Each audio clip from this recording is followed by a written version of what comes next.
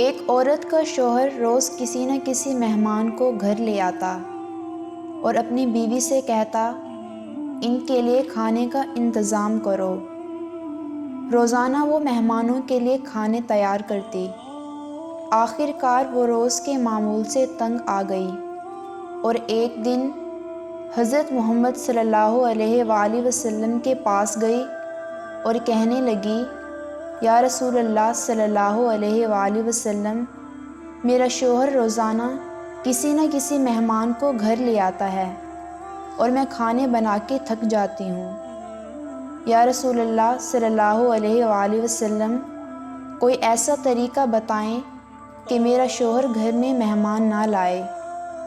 اس وقت حضرت محمد صلی اللہ علیہ وآلہ وسلم خاموش رہے اور وہ عورت حضرت محمد صلی اللہ علیہ وآلہ وسلم کی خاموشی دیکھ کر گھر واپس آ گئی۔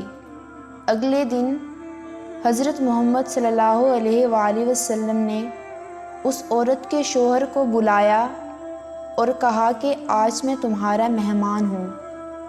وہ آدمی بہت خوش ہوا اور گھر آ کر اپنی بیوی کو بتایا کہ آج حضرت محمد صلی اللہ علیہ وآلہ وسلم ہمارے مہمان بن کے آئیں گے۔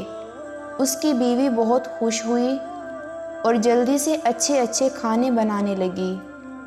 جب حضرت محمد صلی اللہ علیہ وآلہ وسلم اس عورت کے گھر آئے تو حضرت محمد صلی اللہ علیہ وآلہ وسلم نے اس کے شوہر سے کہا کہ جب میں کھانا کھا کے واپس جانے لگوں تو اپنی بیوی سے کہنا کہ میرے گھر سے نکلنے تک میرے پیچھے دیکھتی رہے۔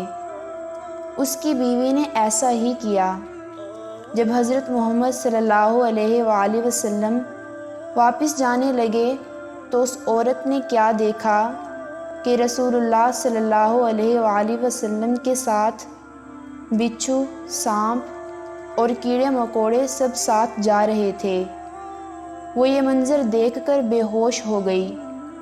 اگلے دن وہ پھر حضرت محمد صلی اللہ علیہ وآلہ وسلم کے پاس گئی تو حضرت محمد صلی اللہ علیہ وآلہ وسلم نے اس عورت کو بتایا کہ مہمان اپنا نصیب خود لے کر آتا ہے اور جو مہمان کے لیے محنت کی جاتی ہے اس کے بدلے جب وہ واپس جاتا ہے تو ساتھ اس گھر سے ساری بلاؤں اور اس گھر کے سارے گناہ ساتھ لے جاتا ہے۔